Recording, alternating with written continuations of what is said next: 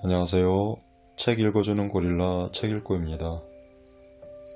책읽고에서는 여러분들에게 자기 개발이나 재테크 관련 좋은 책들을 읽어드리는데요. 제가 직접 책을 읽고서 밑줄을 그으면서 정독한 책의 내용 중에서 가장 중요하고 핵심적인 내용 또는 감동적인 내용들을 여러분들에게 요약해서 압축해서 읽어드리고 있습니다.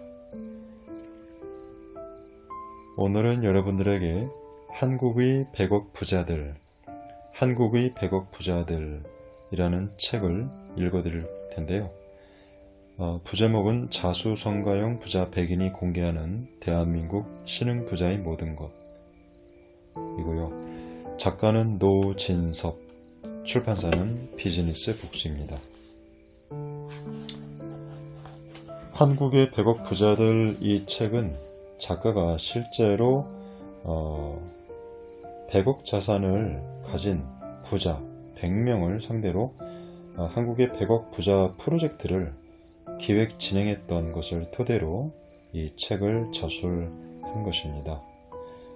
이러한 부자들만의 생활 습관 그리고 어떤 투자 원칙들을 발견하고 이러한 것들의 어떤 공통점들을 저희 같은 보통 사람들이 읽고서 깨닫고 배울 수 있는 어떤 그러한 좋은 내용으로 이 책을 구성하였습니다. 자, 그러면은 구독, 좋아요 눌러주시고 책 내용을 한번 들어가 보겠습니다.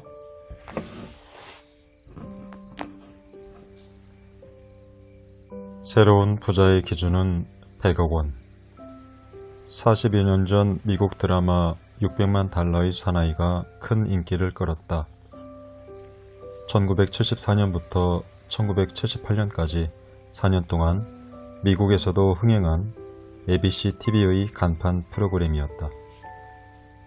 당시 600만 달러는 소생할 수 없는 사람을 살려내고 초능력까지 만들어줄 수 있는 큰 돈을 의미했다. 그 후부터 100만 장자니 100만 달러짜리니 하는 말은 어마어마한 부를 의미하는 말로 통했다. 100만 달러를 지닌 부자를 밀리어네어라 불렀고 이는 곧 큰 부자를 뜻했다. 세월이 흐르는 동안 부자의 기준도 달라져서 지금은 빌리어네어, 즉 10억 달러를 가져야 부자 소리를 듣는다.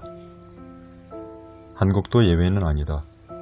1970년대 초반에는 서울 집 한 채의 값이 200만원이고 주택복권 1등 당첨금이 300만원이었다.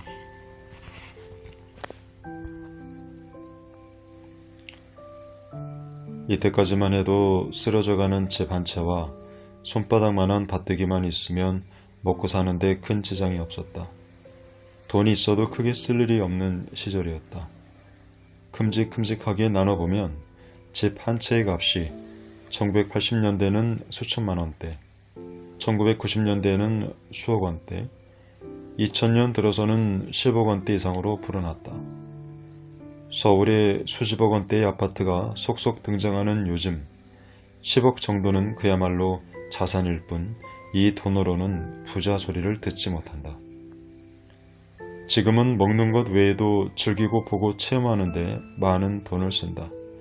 예컨대 휴대전화, 컴퓨터, TV가 보급되면서 통신비만 한 달에 10만 원이 넘고 자동차 보급 대수도 2.7명당 한 대꼴이니 자동차 유지비도 주요 생활비로 자리 잡았다. 예전보다 돈 쓸 곳이 늘어난 만큼 자산도 100억 원 정도는 있어야 돈 좀 있다는 소리를 듣는 시대가 되었다. 100억 원대 부자 100명에게 물어보니 현금과 부동산을 모두 합한 자산 총액이 100억에서 200억이라고 답한 사람이 35명으로 가장 많았다. 자산관리업체인 RSS의 김민수 대표는 100억 원 이상을 소유한 부자들이 말하는 소위 V 기준은 자산 100억 원이다. 부자들이 한 달 생활비는 1000만 원에서 2000만 원인데 이 정도 감당하려면 적어도 100억 원은 있어야 한다는 것이다. 100억대 부자는 국내 인구의 1% 정도다 라고 설명한다. 세월에 따라 부자 유형도 변한다. 부자 유형은 크게 세 부류로 나뉘는데 본래부터 돈 많은 집에서 태어난 사람이 그 첫 번째다. 금수저를 물고 태어나 평생 먹고 살 걱정이 없는 부자다. 두 번째 유형은 자고 일어나니 유명해졌다는 영국 시인 바이런의 말처럼 하루아침에 벼락 부자가 된 사람이다. 쓰러져 가는 고향집 주변 터가 개발되면서 돈벼락을 맞았거나 버스카드 충전하다가 심심풀이로 산 로또 복권이 당첨된 억세게 운이 좋아 부자가 된 경우다. 세 번째 유형은 끔찍하리만큼 복이 없어서 어떻게든 스스로 돈을 벌어 모을 수밖에 없던 유형이다. 첫 번째와 두 번째 유형의 부자는 아무런 노력 없이 돈이 굴러 들어온 불로소득형이라면 세 번째 유형은 말 그대로 자수성가형 부자다. 과거에는 세 가지 유형 가운데 불로소득형 부자가 많았다. 부자는 3대를 간다는 말처럼 집, 돈, 논, 밭을 자손 대대로 물려받았다. 부의 대물림 덕에 부자는 그 다음 대에도 부자의 지위를 유지했다. 반면 가난한 집은 그 다음 대에도 가난을 벗어날 수 없었다. 부를 물려받은 부자는 당연히 관심과 부러움이 대상이었다. 그런데 1990년대 이후부터 자수성가형 부자가 생겨났다. 한국 전쟁 이후 빈손으로 시작해 부를 축적한 사람들이 하나 둘 등장하면서 세간의 관심을 받기 시작했다. 부잣집에서 태어나지 않아도 노력하면 부자가 될 수 있다는 분위기가 형성되었다. 이 시기에 재테크라는 용어가 유독 많이 사용된 배경이다. 과거에는 재테크라는 말조차 생소했고 재테크라고 해야 집 장만이 최고의 목표였지만 자수성가형 부자가 생기면서 일반인의 목표는 단순히 집 장만에 그치지 않고 그 이상을 겨냥하기 시작했다. 이번에 만난 100억대 부자 중 스스로 부를 일군 사람이 65%가 넘었다. 1980년대만 해도 부잣집에서 태어나 외제차를 몰고 명품 가방을 들고 다니면 과소비를 부추기는 부류라고 질타를 받았다. 해외여행을 다니면 외화를 낭비하는 내국노 취급을 받던 시절이었다. 지금은 어떤가? 럭셔리하게 살며 쇼핑과 해외여행을 즐기는 부자야말로 모든 이들이 꿈꾸는 선망의 대상이다. 자수성가형 부자가 돈을 모은 방법은 만인의 관심거리일 수밖에 없다. 또한 이들 부자의 움직임은 큰 돈의 흐름을 알려주는 지표이기도 하다.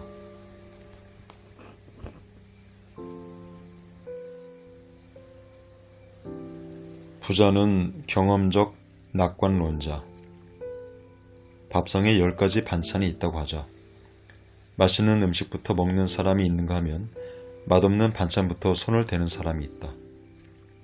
전자는 10가지 음식 중에 가장 맛있는 음식을 먹고 나머지 9가지 음식 중 맛있는 음식 순으로 먹는 셈이다. 후자는 마지막 음식을 먹을 때까지 맛없는 식사를 해야만 한다. 물론 먹는 순서 때문에 음식 본연의 맛이 달라지지는 않겠지만 어떤 생각을 하면서 먹느냐는 맛있는 식사와 맛없는 식사를 나누는 기준이 되기도 한다. 돈을 많이 모은 부자는 전자에 해당한다. 부자는 아무리 어두운 현실이라도 낙관적인 면을 찾으려는 사람이다. 한치 앞을 알 수 없는 미래가 두려운 것은 부자도 마찬가지다. 하지만 두려움에 빠져 있으면 결국 상황만 나빠진다는 점을 부자는 본능으로 안다. 서울 강남의 소형 빌딩 3채를 소유한 김명진, 가명 씨는 이래서 안 되고 저래서 힘들다는 탄식만 쏟아내서는 해법을 찾기가 어렵다. 차라리 현재 가장 희망적인 것을 찾고 그 희망에 미래를 걸기 위해 노력한다. 투자할 때도 마찬가지다. 부동산 경기가 아무리 좋지 않아도 어디선가는 집값이 오른다. 지역에 따라서, 건물 형태에 따라서 그럴 수 있다. 그런 점을 잘 관찰하면 어느 순간 미래가 보인다고 귀뜸했다. 낙관론자에도 무조건적 낙관론자와 경험적 낙관론자 두 부류가 있다. 가령 중국 인구가 13억 명이므로 이들 중 1%에게만 물건을 팔아도 떼부자가 될 수 있다고 말하는 사람은 무조건적 낙관론자다. 실제로 중국 인구의 1%가 그 물건을 구입할지는 아무도 모른다. 그의 희망사항이자 어림짐작일 뿐이다. 실제로 이런 기대를 하고 중국 시장에 진출했다가 실패하고 돌아온 사람이 한둘이 아니다. 반면 현실에서 체득한 경험을 갖춘 사람은 경험적 낙관론자다. 실제로 중국 사람에게 물건을 팔아본 사람이다. 이런 유형은 물건을 팔면서 예상과 달리 반응이 신통치 않아 실패를 경험하기도 한다. 하지만 실패 후 다른 물건으로 재도전하거나 아예 다른 시장으로 옮겨가면서 적극적으로 미래를 개척한다. 부자란 경험적 낙관론자다. 자신이 직접 경험한 것을 믿고 그것을 바탕으로 두려운 미래를 밝은 장래로 만든다. 직접 경험해 본 만큼 실패할 가능성도 적다. 실패해도 누구를 탓하기보다는 스스로 다른 방도를 찾는다.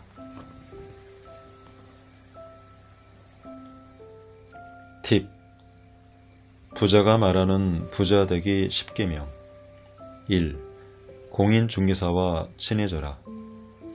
인근 부동산을 자주 방문해서 공인중개사와 친분을 쌓아두면 좋은 투자 정보를 얻을 수 있다. 2. 은행을 이용하라. 저축하라는 말이 아니다. 투자할 때 은행 대출을 이용하라는 것이다. 3. 부자를 존경하고 인정하라. 부자가 되고 싶으면 부자를 닮아야 한다. 부자가 거만하고 안입곱게 느껴지더라도 부자가 되기 위한 자극으로 받아들여야 한다. 4. 여러 사람과 함께 투자하라. 1억 원 투자해서 2천만 원 버는 것보다 1억 원씩 10명이 10억 원을 투자하면 단가도 싸고 수익률도 높아진다. 화합만 잘하면 공동 투자를 통해 위험도를 낮추면서 높은 수익을 얻을 수 있다. 5. 큰 호재가 있는 지역은 장기 투자하라. 어설프게 사고 팔면서 세금만 축내지 말고 큰 호재가 있는 지역은 장기 투자하라. 시간이 지나면 만만치 않게 오른 가격에 놀랄 것이다. 6. 무릎에서 사고 어깨에서 팔아라. 더 많은 수익을 내기 위해 얼굴까지 기다리는 것보다 무릎에서 사고 어깨에서 팔아남긴 차익으로 재투자하는 방법이 더 높은 수익을 보장한다. 7. 싼 게 비지떡이다. 물건이 쌀수록 수익률도 낮다. 비싼 데는 다 이유가 있다. 여유가 되면 비싼 곳에 투자해야 수익률도 높다. 8. 인맥과 신뢰를 쌓아라. 최대한 많은 사람을 만나고 그들에게 믿음을 주는 말과 행동을 보여야 한다. 그들이 나를 부자로 만들어줄 것이다. 9. 생각만 하지 말고 행동하라. 생각만 하는 것은 아무것도 안 하는 것과 같다. 망가질 것이 없다고 판단하면 과감하게 투자해야 한다. 10. 부채도 자산이다. 10억 원을 대출받아 20억 원짜리 건물을 마련한다면 20억 원에서 또 다른 수익을 창출할 수 있다. 여기서 나오는 수익으로 대출 이자를 상쇄할 수 있으므로 부채는 빚이 아니라 자산이다.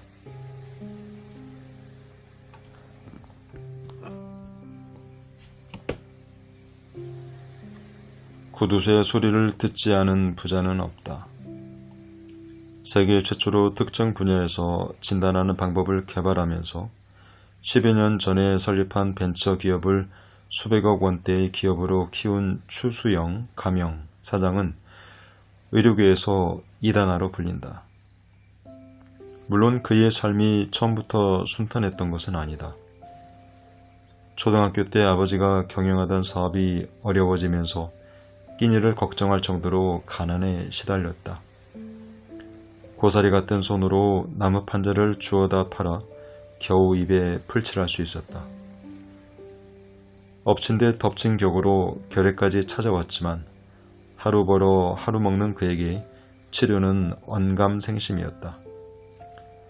제대로 치료를 받지 못한 탓에 병치레가 잦아 결국 고등학교를 중퇴할 수밖에 없었다. 청소년기에 지독한 가난을 겪으면서 추 사장에게는 무엇이든 아껴 쓰는 버릇이 생겼다. 1960년대 초등학교를 다녔는데 모두 어려운 상황에서도 우리 집은 특히나 더 가난해서 전셋집은커녕 월세방을 전전할 정도였다. 어떤 날이었는지 정확히 기억나지는 않지만 어머니가 쌀밥 도시락을 싸주셨다. 아까워서 하굣길에 혼자 먹으려고 학교 뒷산에 잘 묻어두었다. 그런데 학교를 마치고 땅을 파보니 도시락에 개미가 새카맣게 모여있는 거였다. 그걸 보고 얼마나 울었는지 모른다. 공책 살 돈이 없으니 폐지를 모아 묶어서 썼다. 연습장은 신문지를 이용했다. 그나마 광고면은 빈 곳이 있어서 글씨를 쓸만했다. 그때부터 무엇이든지 아껴 써야 한다는 가정교육을 받았다. 아버지 사업이 조금 나아지자 그는 검정고시로 서울에 있는 한 대학교의 농대에 입학했다. 그러나 병원을 들락거리느라 동기들보다 졸업이 늦었다. 이후 미국으로 건너가 생명과학 관련 석사와 박사 학위를 받았다. 오랜 기간 병치레를 하느라 생명에 대해 관심이 많았고 자신처럼 고통받는 사람들에게 조금이라도 도움을 주는 존재가 되고 싶었다. 귀국 후 대학에서 교수 생활을 시작했지만 체질에 맞지 않았다. 월급을 받으면 이래저래 나가는 돈이 더 많았다. 교수라는 체면 때문에 돈이 없어도 티를 낼 수가 없었다. 처음에는 분위기를 맞추기 위해 모임에 나가고 사람들과 어울렸지만 점점 자신과 안 맞는다는 사실을 깨닫고 원하는 대로 바꿔 나가기 시작했다. 여러 사람들과 비싼 돈을 주고 한 끼 식사를 하기보다는 혼자 학교 식당에서 몇천 원짜리 밥을 먹었다. 학교에서 짠돌이, 구두쇠라는 별명이 붙었고 모임의 발길을 끊기 시작하자 더 이상 어떤 모임에서도 그를 부르지 않았다. 결국 교수직을 그만두고 수중에 있는 돈과 여기저기에서 빌린 돈으로 학교 내에 벤처 기업을 차렸다. 후학을 키우는 일도 중요하지만 실제로 환자들에게 도움을 주려면 연구에서 좋은 결과를 이끌어내야 한다고 생각했다. 흥미가 있는 진단 분야만 연구했다. 몇 년 동안 연구 결과가 기대한 만큼 나오지 않아 회사를 접을 생각도 했지만 끈기를 가지고 매달린 끝에 기대하는 진단 방법을 찾아냈다. 이 가치를 인정한 여러 기관에서 투자하겠다고 나섰고 진단 기술을 수입하려는 외국 업체들도 생겨났다. 그때부터 사정이 조금씩 나아져서 지금은 빌딩을 구입해 사옥을 세울 정도로 자리를 잡았다. 돈 한 푼 없이 시작한 사업체를 이만큼 키운 것은 절약하는 습관 덕이라고 생각한다. 사업을 시작할 때 여러 사람들로부터 조금씩 돈을 모았는데 그것이 큰 밑거름이 되었다. 그러니 어떻게 그 돈을 함부로 쓰겠는가? 연구 결과가 나와서 펀딩을 받기 전까지는 그 돈을 아껴 쓸 수밖에 없었다. 부자들에게는 큰 돈과 푼 돈의 구분이 없다. 그들에게 10원과 1000만원은 다 같은 돈이다. 푼돈이라도 일단 수중에 들어오면 무조건 나가지 못하도록 만든 것이 부자가 되는 첫 번째 비결이다. 구두쇠라는 소리를 들을 수밖에 없다. 한 달 일해서 급여를 받는 월급쟁이는 몇 년 동안 열심히 일해서 차를 바꾸거나 더 넓은 집으로 옮겨간다. 이 정도 수준에 만족한다면 굳이 구두쇠라는 소리까지 들어가며 살 필요는 없다. 하지만 부자가 되고 싶다면 구두쇠가 돼야 한다. 좀 야박하다는 소리를 듣는 것이 부자가 되는 최소한의 자격이라고 부자들은 입을 모은다. 모든 분야가 그렇듯 구두쇠가 되려면 독하고 집요해야 한다. 사진기에서 최고봉에 오른 김중만 작가의 작업을 멀리서나마 볼 기회가 있었다. 김 작가는 젊은 모델에게도 공손했다. 때로는 농담도 하면서 모델의 긴장을 풀어주려고 노력했다. 더 좋은 사진을 찍기 위해 모델의 위치를 수없이 바꿀 때마다 모델에게 다가가 충분히 설명하고 양해를 구했다. 하지만 모델에게서 멀어지고 카메라를 다시 들었을 때는 눈빛이 달라졌다. 카메라 앵글을 통해 모델을 보는 눈은 맹수와 닮았다. 그렇게 하기를 몇 시간이 지나서야 마침내 촬영이 끝났고 사진 몇 장을 건졌다. 김 작가의 태도는 부자와 다르지 않다. 부자도 늘 돈 주위를 맴돌다가 기회가 오면 맹수처럼 돌진한다. 밀림의 왕 사자도 토끼를 잡으려고 전력을 다해 뛴다. 상대가 아무리 만만해 보여도 설렁설렁해서는 잡을 수 없기 때문이다. 부자가 그렇다. 평상시에는 무척 온순해 보이는 사람이라도 돈과 관련된 일만큼은 절대 양보하지 않는다. 특히 돈을 받아낼 때는 무자비할 만큼 냉철하다. 10번 꼬박꼬박 월세를 내다가 한 번째의 날짜를 어겨도 거세게 몰아붙인다. 돈을 쓸 때도 그렇게 인색할 수 없다. 한 부자는 이렇게 말했다. 사자처럼 발톱을 부드러운 털에 감춘 사람이 부자다. 돈을 벌 기회가 생기면 날카로운 발톱을 드러내고 악착같이 덤빈다. 일반인은 돈을 잃지 않으면 좋아하고 투자해서 본전만 건지면 다행이라고 생각한다. 그러나 부자는 돈을 잃는다는 건 아예 염두에 두지 않는다. 투자했으면 어떤 식으로든 이윤을 빼내려고 노력한다.